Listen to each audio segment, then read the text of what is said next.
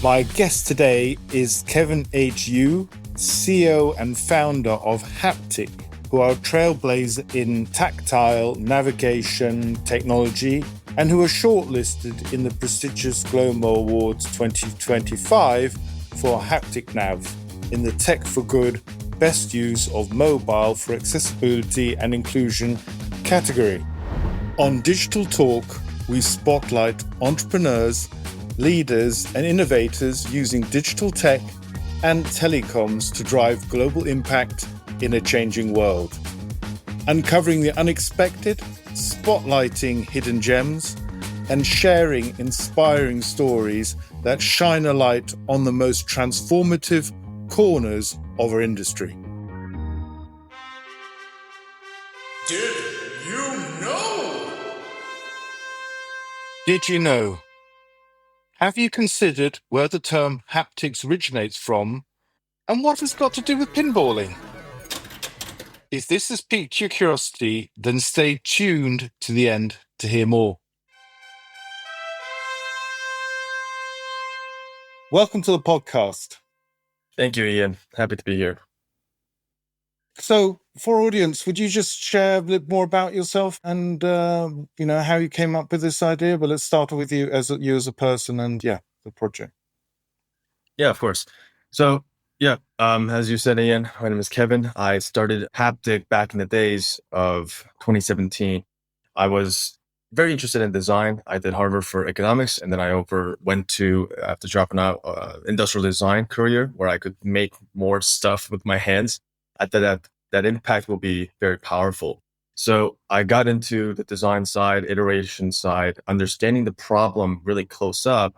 And that led me into a lot of different career paths. But mainly, I really had a heavy interest in haptic technology, vibrational frequencies, how that was creating images, and also how you can visualize it, different types of frequencies of the world. So, of course, it went a little trippy, but there was a lot of fundamental scientific data around it, and it was consumed heavily by entertainment industries. So I thought maybe I could work on it and to bring some more juice out of it. Okay, and so this was generic before you. This is like you're basically using your own, learning as you're doing and trying to think, okay, how can I use this sort of technology and haptic? I mean, one of the things worth maybe mentioning is that the sensory ability is something which is quite topical in the telecom industry in the sense of, I don't know if you're aware of the Gs, 5G, 6G, but the next G is 6G. And actually, I think the sort of sensing, I'm just using generically, is something that which will be part of that standard. I want to, of course, congratulate you on being shortlisted also on the GLOMO Awards, and I think that was a great achievement in itself. But Haptic is the name of the project and the company, but how are you using Haptic as such? Can you explain, because I say it's a generic name, but it's actually a lot of technology which you've actually now delivered. So maybe you can explain what you did with that. Yeah, of course. So back in the day, it was called WearWorks, where we really designed and focused onto wearable technology before Fitbit and Apple Watches existed. So I was very excited about, hey, how can I convey the message of touch through new wearable devices like on the wrist and or on different parts of the body, on the arm and on the head and so on. And that was kind of where the concept took shape because, again, there was not a lot of haptic feedback devices in the world. So we had to create our own in order to convey specific types of vibrational frequencies and amplitudes around it.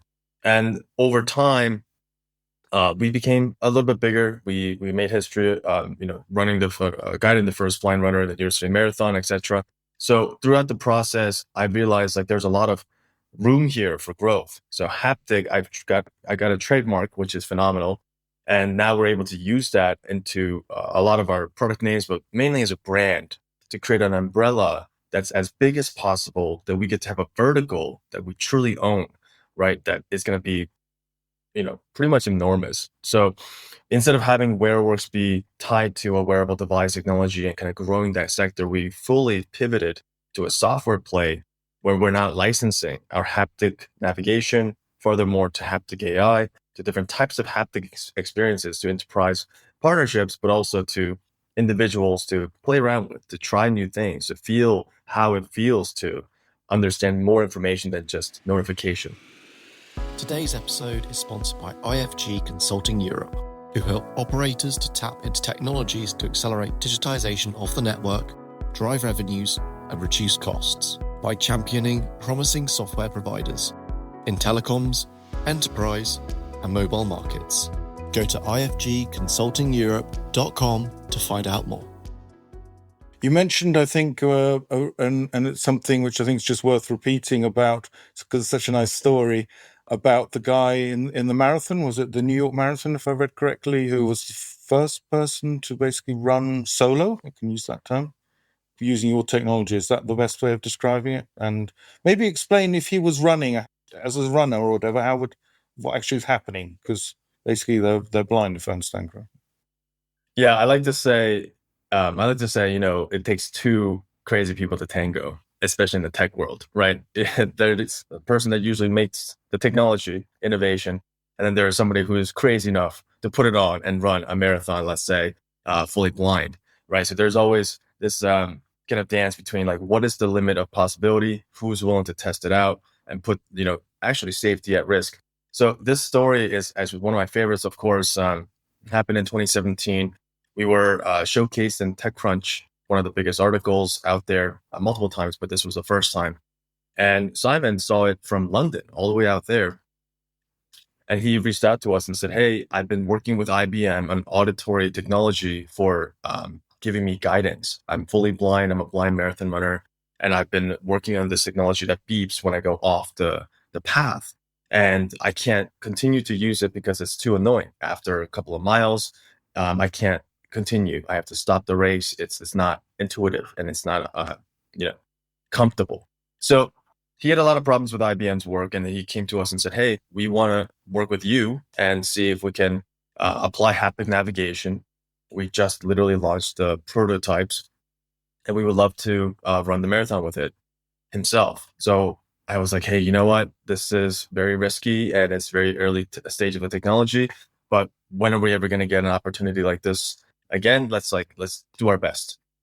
We started going through it together, experimenting, and I showed him the technology of the Haptic Nav, which is a vibration for orientation. We had our own wearable at the time. I had to make it larger with bigger batteries for the marathon as well. And we were living together in Manhattan, like testing this out, running together every single day, leading up to the New York City Marathon, making sure that it worked. Testing the prototypes of Haptic Nav on his arm, on his wrist, on his chest as well. We had a couple of different tools that we were exploring together. So one was providing the orientational feedback for understanding which path is correct. And then the chest piece, which was a proximity sensor connected to a haptic motor, which was giving you understanding of about 10 feet in radius, 10 feet in distance of, let's say, another runner, obstacles, etc. So you had obstacle detection on his chest, which I think in the beginning, I thought it was very easy. Had a lot of complications that came with it.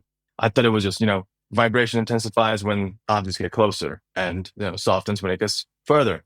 But when we tried that multiple times, the hand over the sensor would sometimes cause a lot of issues and sudden vibrational buzz very intensely. So we flipped it at the very last minute. I was just working overnight before the marathon, just making sure that this wasn't actually being more annoying, that it was actually very subtle. So the object was, when it's closer, it would be no vibration, stronger as it was entering into the field of 10 feet, right? So you can imagine you're running, you're about to hit a runner, but you want to pass the runner. Now you can kind of sense just around the range of where the runner is to the vibrational feedback, and then just kind of go around that person. So Simon was able to use that in order to even follow somebody as well around the same distance, and areas that were getting quite complicated. Maybe the GPS was being funky and stuff. So in the end of the day, like, you're having the biggest marathon in the world, right?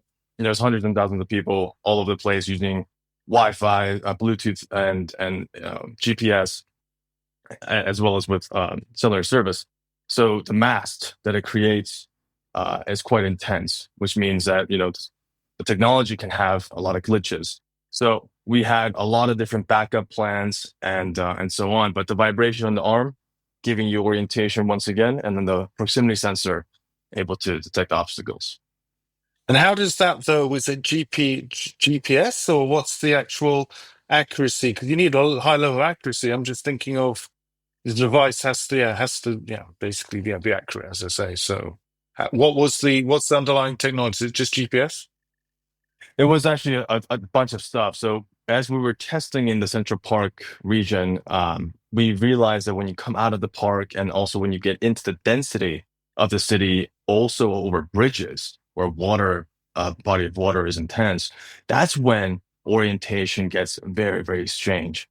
Usually in cars, you would have a lot of data, right? You have the wheel rotation, you have, the pathway that's quite straight. Cars are not just spinning around all of a sudden, but humans are.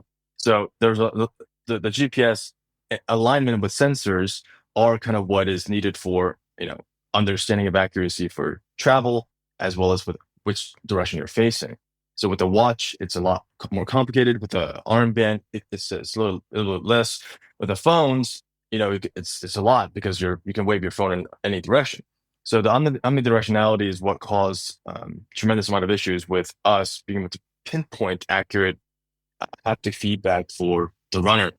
So with that said, it was a lot of different layers. When we realized that the densities were affecting the technology differently, and all of a sudden offshooting the orientation and the pinpoint of your location like this, we had to go back again and again and try exactly where is the mistake happening? Where is that jumping point from what specific reason? Sometimes it is the water. Sometimes it is the high rises where the satellites data are bouncing off all of the mirror surfaces of the building. So all of that combined together, luckily we had the pathway pretty accurate, right? We mapped it out previous to marathon. And as we did the entire marathon over and over again in small segments, we learned that certain areas reacted differently than certain regions. So we put that into effect, kind of like a Band-Aid solution, so that if there was a 10 feet offshoot to the left, all of a sudden at this exact point of the road, we would have the data point 10 feet to the right. So they would auto correct if you get to that zone. Wow, I was not thinking it would be so complicated, but now that you've described it, I get it in the sense of it's complicated. It was quite complicated. I hope I'm not getting too technical. So how many sensors was he actually running with? Because you talked about his chest and his arm and maybe wrist. When he ran, did he use all three, or or you were running as well, right? If I understand correctly, and well done for that. But did you have all three? Did you have all sensors with you, or was just one, the wristband, for example? Yeah, so for myself, there was only one device, which is this called a Wayband. You can see on the back side the isolation mold. This is where the vibration actuator resides. As far, some of the patents that we have is really on how that vibration feedback is cleared, right? So instead of shaking the entire mass of the device, you're able to just shake the isolation mold where it's housing the motor. But it looks, just so the audience know, it looks like a button on the back of like a round button, isn't it? It looks like on the back of a wristband, which is then, I guess, put on the skin and then sort of, like a button pushing down the skin. Yeah, okay. Yep, similar. So the way that I've used the device was for, of course, testing purposes. I had it on my arm. Simon had just two, one on the chest and one on the arm, orientation feedback and proximity feedback. So, and he made it, right? I guess the story has a happy end that you both managed it together at the end. Is that fair? I mean, I wasn't there, so did you both run together to the end? Yes, no, we did. We sure did. It was really complicated. It was rainy. It was very hard. It was my first marathon, full marathon. So it was a lot of struggles, but Simon was able to run the entirety of the marathon. We did have technical issues, and we did identify that to the New York Times, to the Discovery Channel documentary, and within TED Talk and stuff. We were very honest and transparent. This was not perfect technology going out of the gates, right? It was a prototype. We just figured it out. We just innovated it less than a year ago. and we put it together for this timely marathon, which I had to make sure that things were working and charged up before. And we did do it together as a team. But yeah, the first half of the marathon, fully independent. Simon was leading the charge. But after that, with the rain and with a lot of different sensors that were getting overwhelmed, I had to keep replacing the devices at some point. And then he was having to like change it up, and it was a lot of complications, of course, as you can imagine. It was still a bit of experimentation happening on the go, as you like. Yeah, the definition of building the plane as you fall, right? That was exactly what it was. Literally, and he kept it flying, which is the good thing. But if we can go back to one thing, which is obviously this project, as I say, was newsworthy and interesting, and again, great story in itself. But you had already been working on this haptic stuff before he phoned you. So who are you targeting beforehand? I mean, what was your ideal customer, if you like, before that project? And even now, since then, how, the two sides of it. So one was you able to focus on this project, but maybe beforehand, what were you, did you have a clear idea up to then who you were going to aim this at? And was the product then affected by this project? Yeah, that's a great question. Honestly, in the beginning, I was so young, right? I was like a sophomore in college at this point when I first entered into the haptic world. And I didn't really think that much about starting a company and globalizing something that could impact millions and millions, maybe even billions of lives in the world. It was generally about just, focusing heavily onto an individual and then to iterate a process enough that their life could be changed dramatically, not just like a 10% increase in happiness and joy, but really a 180 degree of like, I couldn't do this, but now I can, thanks to this technology. And I knew that advancements of tech was going to be, skyrocketing through smartphones and now wearables entering the market. This is all pre that, right? Pre wearables. So I was very excited about the future of how a clock, a watch could transform into a smart technology like what we have today. So in the beginning, I was working in prosthetics, which was a very one-to-one experience, right? Hey, you have lost an arm, a leg. Let me build that appendage for you that could, do art, right? If you're a designer and architecture professional. And that's exactly what I did. I was building arms, prosthetic arms for architects and designers that had lost their dominant hand. So it was about the integrity, about the feeling of the muscle, and you can actually like draw with it because the state of the art technology at the time, prosthesis, couldn't even hold a pen. So I was just creating these custom pieces for people for niche markets. And again, it wasn't a business. It was just like, I want to help people and I want to provide a technology that could do this. And then fast forward, I met Marcus Engel. So I speak about him a lot. We just had a long chat as well and a podcast together. He was the reason that I actually started all of this. He shared with me his story of losing sight through a car accident and 1 year of rehabilitation where he had to practically learn a lot of new skills, how to use senses differently. And his major pain points around freedom, independence, and navigation, right? You leave your apartment and, we take sight for granted so much, not more than feel, not more than touch, but we take sight for granted heavily. So you come out and let's say you cannot see anything around you. So you are now focusing on your audio for safety guidance. Is there a car? Is there a person? Is there a dog?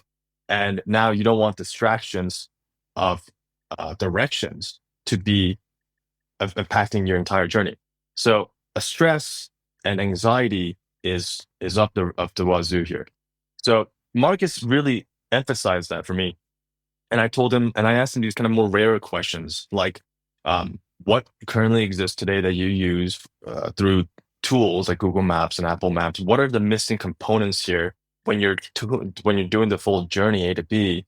And I just also walked around with him a lot. I did an exhibition at the Met. I was friends with a blind artist, and we worked together also on ways to understand, interpret art differently through taste, through breakage, through texture, etc. So I did a lot of these kind of experimental things through touch for people that could not see, because I also come from an artist background. So through all of that, I started to realize that, hey, this haptic touch feedback could actually be utilized not again, for mainly entertainment, game controllers, and so on, I can improve it to be a fundamental human technology that could potentially be a barrier breaking element for people that cannot see, right? And that was the kind of the aha moment that Marcus and I started to work on together. I also spent 2 weeks in West Village when I was living in New York, with a blindfold on, going outside, indoors, really like doing an expanded amount of time on this, because people usually say, I can close my eyes, I understand what it's like to be blind. That just is not true. You need to understand fully like the extent of how much and what specific areas you really, really require vision for. And if you don't have it, what is the next level of attention and sense that you need to really adapt into? So, yeah.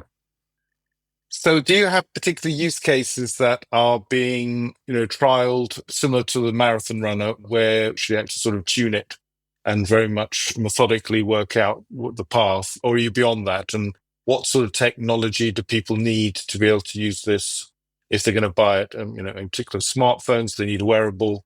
Maybe you could share more about that. Yeah. So Haptic Nav is available to anybody in the world. We're right now currently live in 33 countries. We have thousands of users all around the world.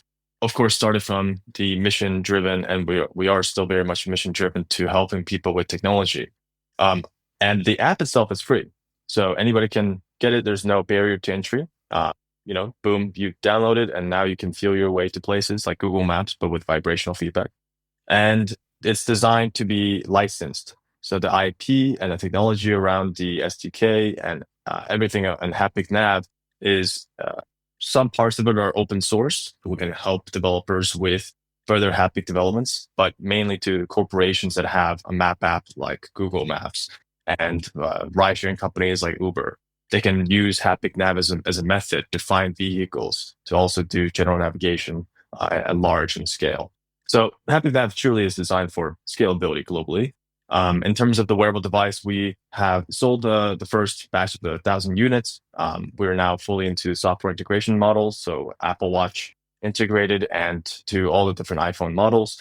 We do have an Android version, but we kind of tapered it back so we can revise the functionalities of it. There's still haptic barriers that happen with all different types of Android devices, a lot harder to work with.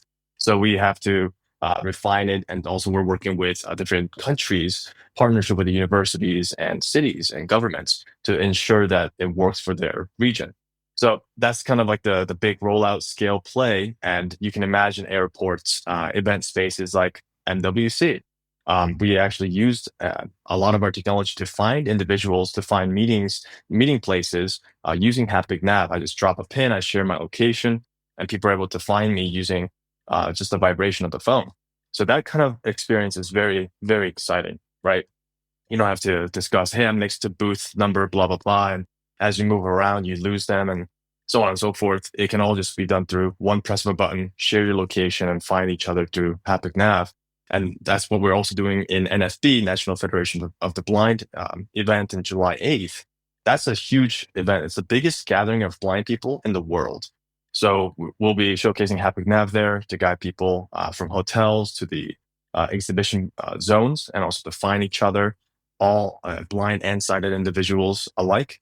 And AgeTech, we've also been invested by AARP, which is the biggest organization in the US for providing technology and services to elder population. So that's a really exciting area for us, as well as in Korea, Asia, Japan. You can see the growth in elder population. And they're getting more tech savvy. So how do you actually tailor an experience that's not visual and auditory focused when those senses are declining? So haptic feedback is a very important tool for them. So we really want to focus on the global outreach here. It's a tool for everybody to be using as a way of safety and convenience and intuitivity, not just for the blind and vision impaired. First of all, that's fantastic what you just said. And you've got beyond that initial prototype approach, which you had, the understanding of embedding it in wearables. So if there are people who are wearing wearables that support vibration, that works. But it could also be, as you said, someone just has a smartphone which just vibrates, right? So there are different ways of engaging with it and how you want to use it. But the fundamentals are that you actually say, as I say, pinpoint, I need to go from where I am now to somewhere else. But does that work inside as well and over Wi-Fi? Because I'm thinking of the accuracy here, because obviously long distance and marathon run is outside. That's a different technology potentially, or definitely a different technology being used over whatever 26 miles, whatever it is, a marathon, versus an indoor experience we just described. Yeah, it's I presume that is a bit different, is it? That's correct. That's correct. 26.2 miles to be exact for the marathon, which again has its own challenges. Indoor space, you brought a very important point. This is part of the conversation we actually had with the head of technology team at NWC. We had a meeting with them, with Mapbox, and we sat down together to discuss what is the future of this event space going to look like and going to feel like, especially when it comes to navigating from booth to booth and finding people, right? So those things are already relatively doable, right? Is it 100%? No, but we're at about 85% accuracy in terms of finding places at a space like MWC, large conferences like CES and Vegas, and these places that have a more outdoor and indoor space kind of connectivity. So what I envision for the future is we're tapping into, of course, exterior navigation and runners and hikers and bikers and etc. Finding vehicles, airports, and eventually in event spaces we can make them fully accessible, and especially the timing cannot be any better. Tomorrow, June 28th, is when the European Accessibility Act will come into play. So once that is implemented, event spaces like MWC will have to provide some solution for accessible navigation in their zones. So we would love to provide that technology to them, and they already have the map laid out. All they have to do is put the layer of Haptic Nav technology on top of it.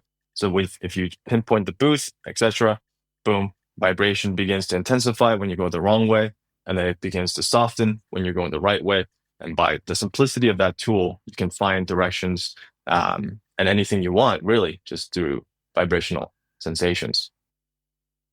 I'd be interested, but and I'm not trying to trivialize it at all, but I think we've always seen at least videos on TV where people are looking at their mobile phones instead of looking ahead of themselves and maybe walking to a lamppost or something. I wonder how many insurance claims there might be saved if people were able to actually, as I say, use another sense of their body in a better way, and therefore, you say, tap it in, know that they're going there, and still keep their eyes, if they're sighted, that is, on where they're going, because it is a problem, right? Particularly in crowded areas. And you mentioned MWC, I remember how crowded that was. And, people are bumping into each other by definition. But that's great. And so would there, you said haptic overlay that have to do at MWC. So is this a sensing technology or something beyond Wi-Fi, or is it or sensors they have to put up? Sorry, just to how do they internally, let's say, as I say, know where your mobile is, or is it just GPS?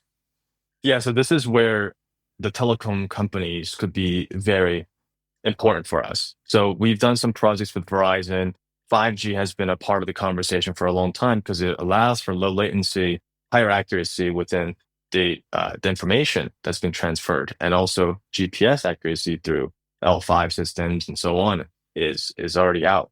So we do rely heavily on the increasing accuracy of GPS, and we also partner with companies that are tackling indoor navigation specifically, using beacons, using mapped out scenarios, using different types of sensors, walkway paths, and footsteps in order to identify these data points more accurately. So we're not an end-all be-all solution. We are a haptic layer on top of these tools that could potentially help with better indoor navigation solutions. So we are working a lot in that category. And in the end of the day, we're not seeing the winners here yet, right? There's no Google Maps for indoor navigation, not today. So as the development continues, I do believe that there will be small unlocking of spaces. Maybe a different company will work on NWC. Maybe a different company will start to map out CES and so on and so forth. So South by Southwest for us is a good ground to play with. That's where we launched, one of our big investors. And so it's outdoors, small bits of environment, indoors. So the transition between that is very smooth and easy to do, and currently possible today. But now, if you're looking at MWC and other events where there's booths and the obstacles all around you, and you want to make a walkway path that's very, very accurate to the bathroom and to the ticket booth and so on, that's where we understand could be challenges. In terms of orientation, I want to get to the exit. What direction is it at? That's very easy. Haptic Nav today can just have all of these locations saved. You press the pin, and boom, you know exactly which orientation to go, and you can use your senses to get there. So very interesting. And I think, just so you know, actually, I think this podcast, if we can get it to the right people, I don't know if you know that 6G is right now in the standardization phase. And I think there's room there and it actually gives a real reason. And actually sensing has been one of the main drivers I've heard, which is different to 5G, that should be part of the standard that people have mentioned. So yeah, maybe we can get that out to the right people who built that in. And particularly, as you mentioned, because you mentioned you want to scale it, right, logically. And I think the numbers, if I remember correctly, I took this off your own website, is 1 billion people, which is about 50% of the world's population, experience some form of disability. And then you also make the comment of only 1 in 10 get access to assistive technology. The other area which I think is you're mentioning about MWC needing it, but of course, I don't know how in the US it is, but in the UK, for example, where I'm sitting as we speak, is obviously the government bodies, the buildings, those sort of guys also have accessibility and have for a long time requirements. So that's another potential area. So the market's big, but as you say, we need to make it scalable, and not that each venue has a different type of technology, and literally you can walk from A to B through a building out the other side. But I think it's totally laudable as a project. One thing, if you wouldn't mind telling me a bit more about, obviously you're charging ahead, you're the CEO, that's clear. You said you've got a team around you, is that right? Was it 10 years ago you sort of started? How big is the organization now, may I ask? And what is the main role? I think you mentioned software development. Yeah, it's interesting because in the beginning, you get excited, right? And we were also building hardware technology alongside software technology. So we actually had a bigger team when we first started off, getting grants from the US and being able to raise money through investors. We had a significant amount of people working in the company. So BMW being one of our first investors, I hired a lot of engineers to build out our wearable tech from Germany. So I used to do a lot of trips out there, and that was our main hardware team out in Germany. And then also in Korea, that's where I did the manufacturing of the devices. That was a whole other team of developers and manufacturers. And then in software side, we had hired from US, from Ukraine, India, you name it. And over time, I had to bring everything in-house. And as you can also see in the news, AI is changing the game in software technology and development. So understanding that timeline and the wave that's being formed as we speak, that's very, very large. I also had to take a step back and reprioritize what the structure of the team and the company will be for the future, for Haptic AI, for Haptic Nav, for Haptic Gaming, for Haptic systems in general. So as an enterprise licensing model that we now are embodying, especially with the SaaS systems and methods, and our patents and IP as a licensing tool that we have available, it's all about globalization and getting the message out there. So the team is still around 10 individuals at the moment, mostly software side, marketing and sales. We don't have any hardware teams anymore. So a bit of a downsize from what we used to be, about 20. And just like a more of a ninja team, very, very tight knit and really focused onto mission-driven goals, as well as with the side of DoD. So we're tapping into the Department of Defense. We're understanding that Veterans Association really could use the technology. A lot of people are losing sight and hearing through the loss of sight and sound from the veterans sector. We were beginning to tap into that zone for evacuation, for firefighters, for people that are needing to, let's say, get out of a zone because there's a bomb alarm going off, or maybe there's like a situation of earthquakes.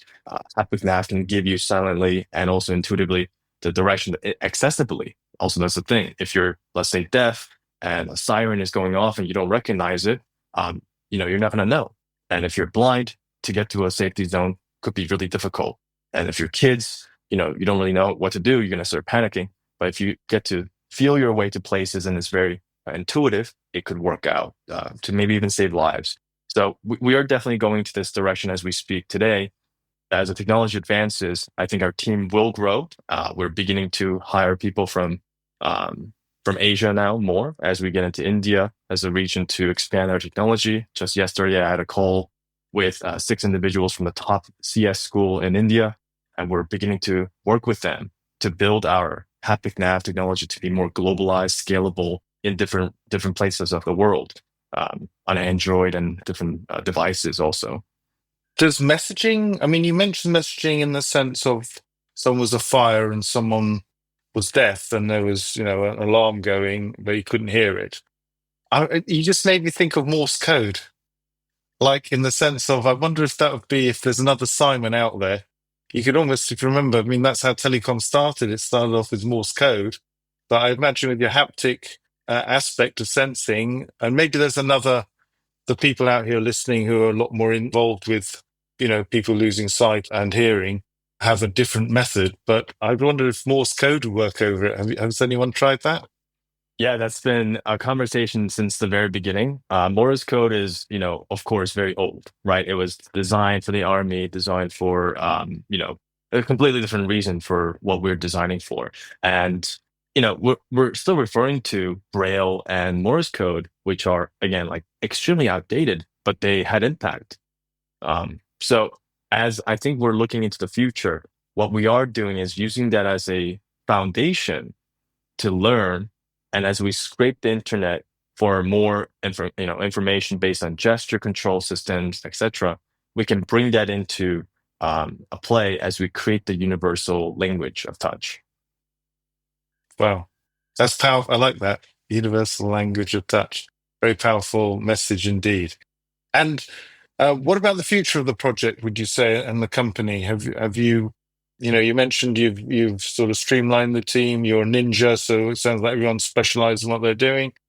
You're saying on the same token, by the way, I'm going global, right? So those are 2 different scaling things. So are you looking for partners? Are people out there that you want to tap into that can help you? And this is also an opportunity for you to let those people know that, hey, I want to be talking to you. So feel free to mention anyone. So you mentioned some very esteemed institutions, but maybe there are other ones in other geographies that you're particularly interested in. Yeah, and especially in the Mobile World Conference world, right? I think why I was so excited to go to this event and be an honoree for the finalist for Tech for Good was that we got exposure into pretty much the biggest companies in the world, right? Telco runs so much of the world. And when I spoke with Verizon, and we were also part of a separate Verizon Forward for Good accelerator where they invested in us and we were able to provide our technology for global scale. They love our tech because it is easily scalable.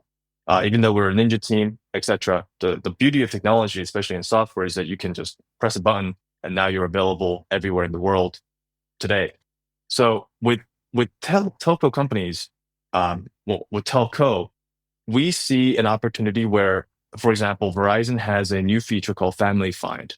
And what that allows you to do is to be able to find your family like Apple's Find My system, but on any device, right? So if I have an iPhone and let's say you, Ian, you have an Android phone, and let's say we're in the same family plan, we can't find each other using Apple's Find My service. But what Verizon is doing is if you're under the umbrella, we'll allow you to have a tool that's similar to Find My to keep each other on tap. So what we are pushing for is that on that Family Find plan, if other telco companies are to produce that, we can have Haptic Nav layer on top of it, as we have now talked about with the corporate world, to make it accessible friendly. So let's say your father or mother, or your kid is blind or visually impaired or had a hard of hearing. Now Haptic Nav can guide them to safety easier and faster. Also with different types of tools and different types of elements that we can also adapt into. But mainly, Haptic Nav can be that tool that can allow for accessibility, safety for families. And that's a really, really great message. And we want that to be across all different, again, European telco companies. Why would you want to rely on, let's say, Apple's Find My service to have that feature? You own practically a part of the cell phone, part of the interconnectivity between the hardware that we use every single day. Why wouldn't you have another plan that's like a very cheap plan, maybe $10 a month added on to the entire family, but now you're able to fully understand and get to each other safer. So that's the plan that I think I'm really excited about. It is tech for good. It started with a mission-driven purpose, but now it can be deployed into every single telco in the world to be able to provide a safer service to all their customers. Well, that's a great ambition, and as you say, telcos, it is mobiles and actually SMS or texting is the most widely available service worldwide, and so yeah, you're definitely tapping into the most widely used technology out there. So totally legitimate.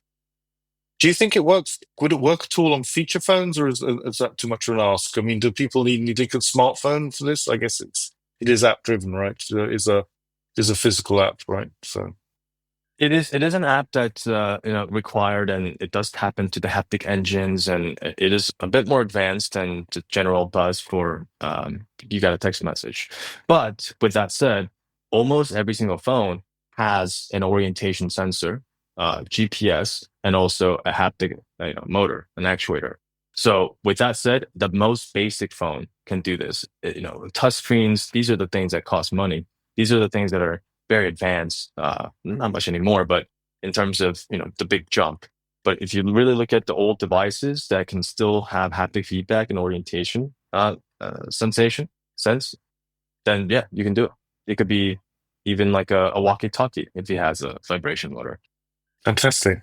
Well, I think we've explored the technology and the whole project, so I'm pleased with that. But I also always think it's interesting. There's a person behind the project. So if you wouldn't mind, I wouldn't just jump to the other part, which is a bit more about you as a person. Do you mind us exploring that a little bit? Yeah, of course. So I think we've covered some of the topics already, but do you have a philosophy of life, would you say? That's actually one of my favorite questions that I feel like doesn't get asked often, right? Especially in the world of tech where everything is so focused on the KPI and the evolution of tech. But yes, I do have a philosophy of life, which if I didn't, I wouldn't be doing this for 10 years where accessibility is hard, right? It's not to make tremendous amounts of money, maybe not yet, but you need to have a deep understanding of the North Star and a mission-driven heart to really be in a position like this, especially for my team. So with that said, my philosophy really kind of grounds itself at exploration. And I feel you need to really trust in the process of experimentation, as we've done with the marathon and so on, and just allowing ourselves to make a ton of mistakes and accept failures, and just keep going, to be inept, to understand that, this is part of the process, and to have the grit, right? So grit is just something that, I guess that maybe some people are born with, some people just have it or they train it. But I think the philosophy is the combination of it all, right? If you're able to explore, to do some new things, to take a risk, again, it comes back down to you need maybe even more than two to tango. Maybe you need a team. And at that point, you're going to have a very amazing select of humans in the world that are like chiming in to the mission, to understand, to hear you, be on the same page. And that brings out the best in humanity, I believe. So my philosophy really is just to continuously explore and have the grit to attract the best people and build something that could potentially change the lives of individuals 180 degrees. So on this fantastic mission as well, would you say you've had a particular moment, epiphany moment, if you like, where you went, this is great. This is really something special. It could be a conversation with someone or a presentation you gave or feedback was given to you where you felt you were changing someone's life? I have two circumstances or two scenarios. One was with Marcus Engel in the very beginning, and he's a writer. He's a poetic man. So one day he would email me these amazing little quotes, and one of them was, um, "You're lighting a match one by one in a sea of matches, and I feel that every single time we have a conversation, another match is lit, and that will eventually spread like wildfire." So I do, and I just mentioned this to him the other day, like another match lit, right? Like we have this inside joke ongoing of, hey, this is a slow process, but we are making progress along the way, and we can see it getting brighter and brighter. And the secondary one is with Simon when I was running with him through Achilles International, which is a blind specific running group where you're paired with a sighted runner. So if you're blind, you're tethered through a rope to somebody's finger, and you run together in synchronization. It's very, very difficult. And that's also how it's done in the Paralympics, which we hope to advance in the future to be an independent sport for blind individuals. But at the current time, and 10 years ago, this is the way it was. So as we're running, Simon and I, we were training together like this. And then I said, hey, product is ready. Here's the test prototype. And I want now you to run untethered. And that moment, it was the first time ever that he was able to run and guide me as we were running Central Park together. And I was just running behind him, and he said, hey, we're taking a left turn here into this little alleyway forest pathway. And I was like, wow, the tech is working, right? So when it works, it's truly like magic. And when a blind runner is guiding me down Central Park through forest pathways, like we're looking at the future. So you sound very passionate about this, right? I mean, at the end of the day, as you say, it's more of a vocation than just a job for you. Would that be a fair assessment? I've only met you today, but you also made my spine tingle, by the way, with your two stories. They are magical. But is this would that be a fair assessment about yourself? Yeah, I would say so. I would say so. It would have been very difficult to do this. I think if it wasn't for pure passion and the love for the change that's happening in the world. So maybe just go back into time for you, teenager. What do you want to be as a teenager? This obviously wasn't this wasn't part of your plan at the time, but what were you going to be? I don't know. Any ideas? Because I always think that's The firefighter. the firefighter. Okay, fantastic. No, it was actually very much towards innovation. Definitely wasn't there, but it wasn't towards, of course, haptic when I was a teenager. I wanted to actually be an artist. I grew up oil painting when I was 8 years old, and both of my aunts are artists. So I grew up doing a lot of paintings, sculptures, and then eventually we went into pavilions and some architecture projects when I was in college as well. But mainly when I was a kid, my entire focus was truly on drawing.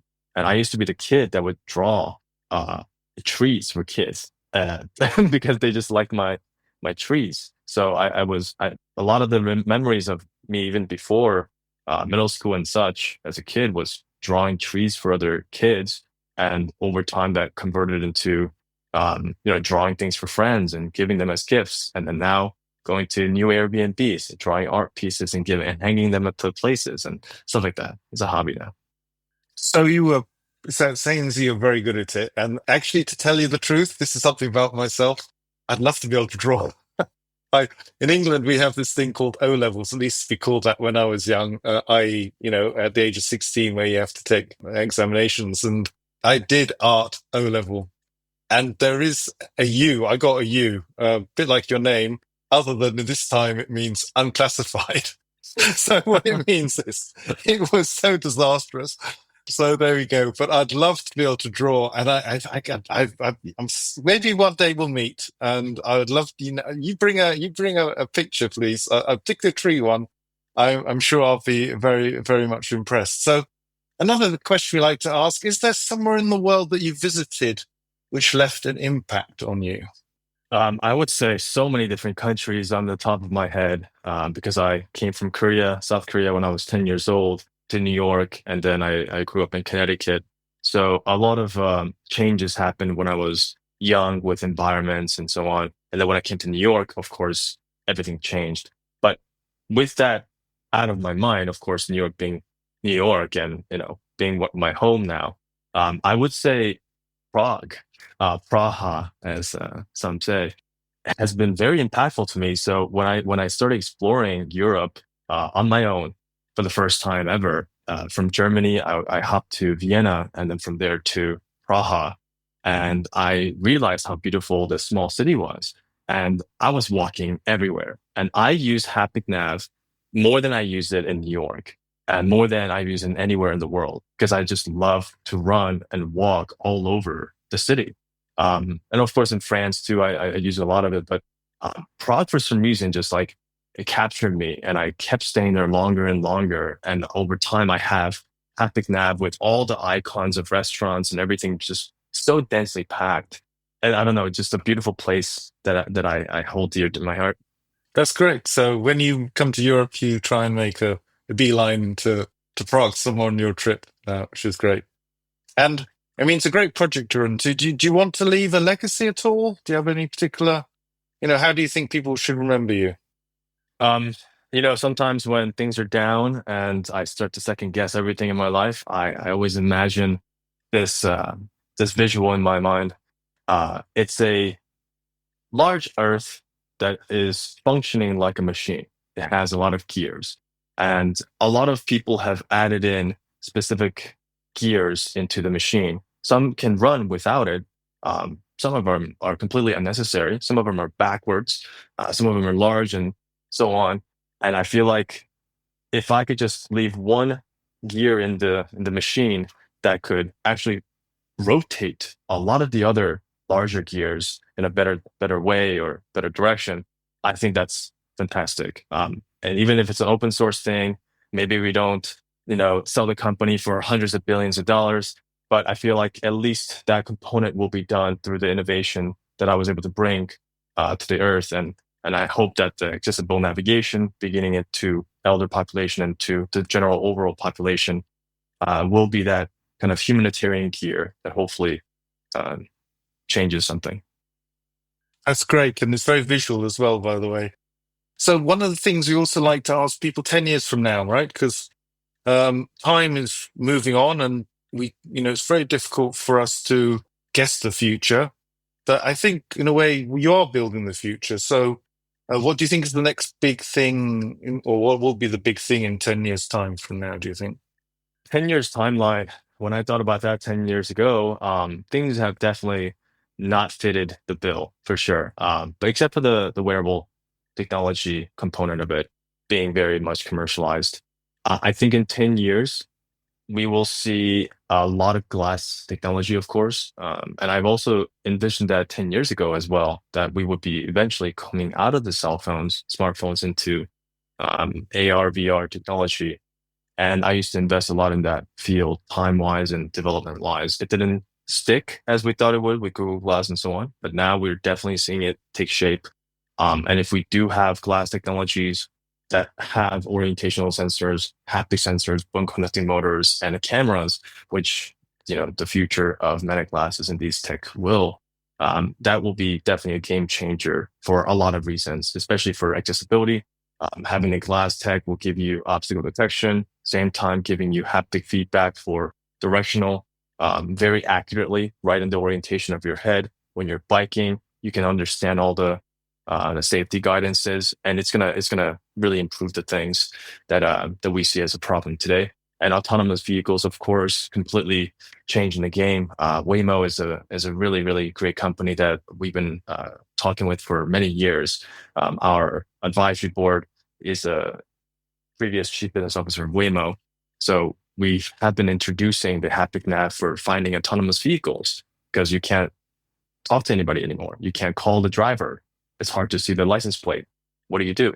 So we feel that autonomous vehicles will come with a lot of advancements in also our technology embedment, but also just in general, more of a fluid ecosystem. So that's a lot, but of course I can go on forever about the future. But yeah. No, but you've obviously got a view. I mean, the point is you've got a view of it, and you can imagine it, which is great, because fundamentally, by having that vision, you also have direction, right, and purpose. Again, it sort of helps you, I think, in deciding how you move forward. So that's great. Not everyone has that, and that's beautiful.